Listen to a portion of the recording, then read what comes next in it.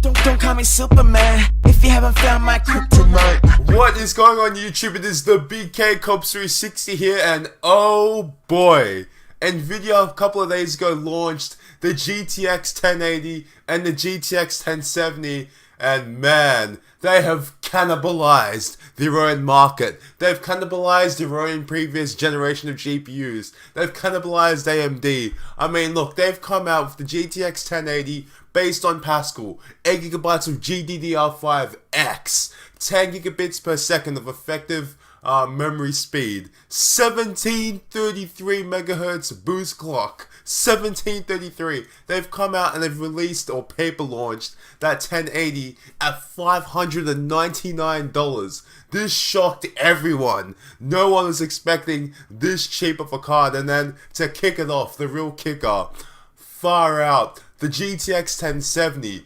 $379 US.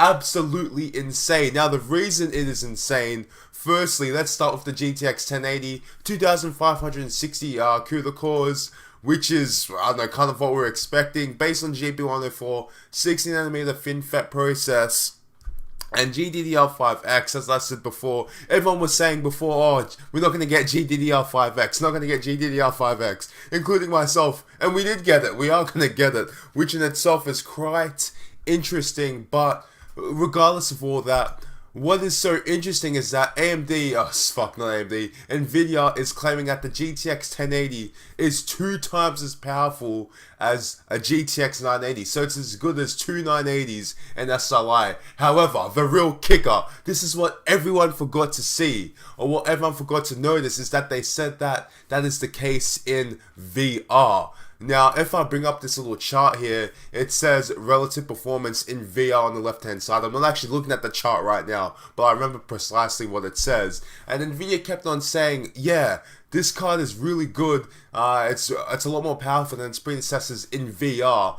So, when we're talking about actual DirectX games, the X11, the X12, when I say actual DirectX, I'm not implying that VR games don't use DX, but I'm saying like regular games, games that aren't cherry-picked by NVIDIA. I don't think the performance is actually gonna be the same as 2 980s in SLI. So I think everyone needs to just calm down a little bit there and wait until the card actually launches. But respective of that, the 1080 is definitely more powerful than the Titan X, and the Titan X was $1,000 US, and this is launching for almost half of that. To give you guys a little bit more perspective, the GTX Titan X in Australia is still $1,600. 1,600 Australian dollars, and NVIDIA plans on launching the GTX fucking 1080 for $599 USD. So looking at how things happen in Australia or how they work here, it's probably going to be around 900 Australian dollars, maybe close to 1,000. But yeah, we pay a massive premium. But yeah, I mean, that in itself is insane. So I'm just waiting for like legit numbers, like other benchmarkers, other reviewers to review the card so I can see how it actually performs, not just NVIDIA's benchmarks, because obviously NVIDIA and AMD, they're gonna like cherry pick benchmarks or choose specific games that are gonna show off the new technology the best. So we should probably just wait and see. However, regardless of that, the 1080, man, looks like it's gonna be an insane card. I mean, I didn't think it was gonna be this good, this powerful. But once again, before we know, this is all just VR performances, as NVIDIA likes to say. We're just gonna have to wait and see. I mean, it's obviously considerably better than the 980 Ti. Probably looking at 20 to 30 to 40% improvement over the 980 Ti in just regular games, regular gaming. But we're just gonna have to wait and see. But getting back to what everyone pretty much cares about the most, the GTX 1070. No one knows how many CUDA cores it has just yet, but it is launching on June the 10th, and I believe the 1080 is launching on May the 29th or May the 25th, one of them, in about 2 weeks time. But the GTX 1070 is launching for $379, and NVIDIA said that it's better than the Titan X. So let's get back to this Titan X thing that I was talking about not long ago.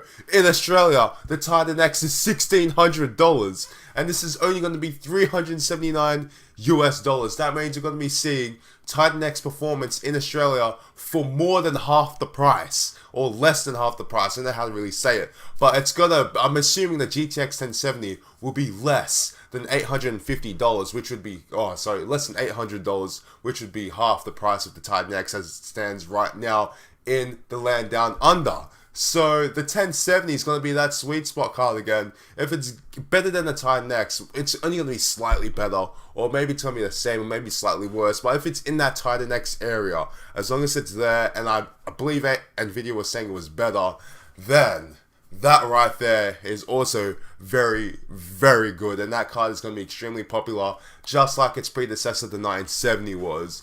So guys, man, get hyped, because NVIDIA, they've changed the game right now. As soon as these cards launch, the 980 Ti is going to be obsolete, 980 obsolete, 970 obsolete, all of them. All those cards are going to plummet in price, man. I don't even think NVIDIA's producing any of the Maxwell cards anymore, and why would they?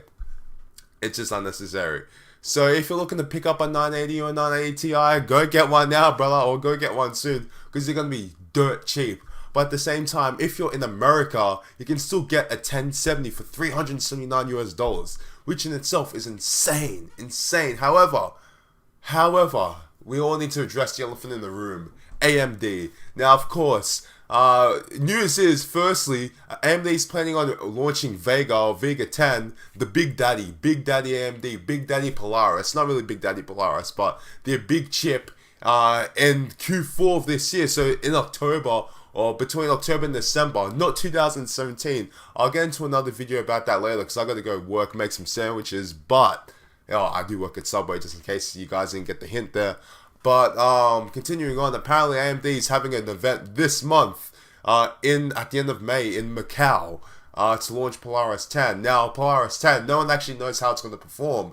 I mean, we already know it can do 1440p, 60 FPS in the new Hitman, but I don't know, we're just going to have to see how it goes. I mean, this whole mainstream thing that everyone's talking about, that AMD's even been talking about, it's kind of putting everyone off guard. I don't know how it's going to perform, so just going to have to wait and see. I mean, I was thinking the 1080 was going to be slightly better than the 980 Ti, and it ended up being considerably better than the 980 Ti. So AMD just as well could surprise us. I mean, I expect Polaris 10 to be very good. I don't think it's going to be in the 1080 range, but it could be. I mean, once again, I don't know. I was wrong about where the 1080 would be in the first place. So Polaris 10 for could be an absolute beast. I mean, AMD could be also completely reshaping what a mainstream GPU is. And I said this in a video a while back. So we're just going to have to wait and see. So anyway, guys, look, tell me what you think. I mean, you've got the Founders Edition of the NVIDIA GTX 1080 and 1070. They're about $100 more on each side. I believe it's what, $449 on the 1070, which is what, $70 more, and it's $699 on the 1080, which is about $100 more. So of course that's got a sick looking cooler, and yeah, I mean, it looks nice.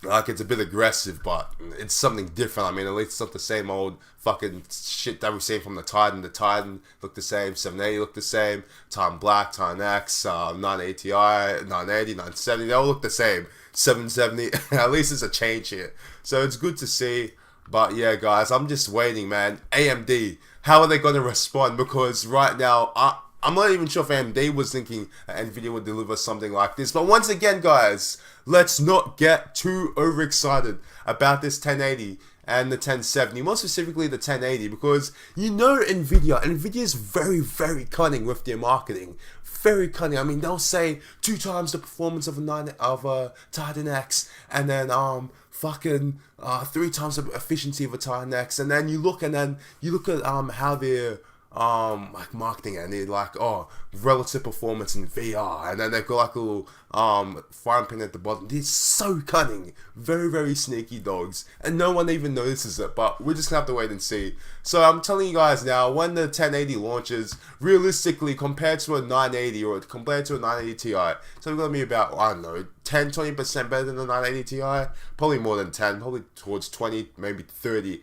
And versus a 980, it's probably going to be 40, 50. I mean, I don't really know. In legitimate games, we're not talking about this VR situation that NVIDIA keeps talking about, because let's not forget, the GTX 1080 has 8 gigabytes of VRAM, and the 980 had, I think it was 4, I believe. Pretty sure it was 4, I didn't think it was 6. Maybe it was 6, and I'm just confusing myself. Or maybe that was a 980 Ti. I fucking don't know how the NVIDIA cards work, man. I don't know, there's just so many of them.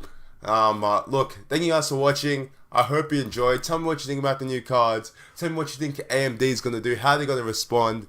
And I will pretty much see you guys later. I'm going to go work. Laters, boys.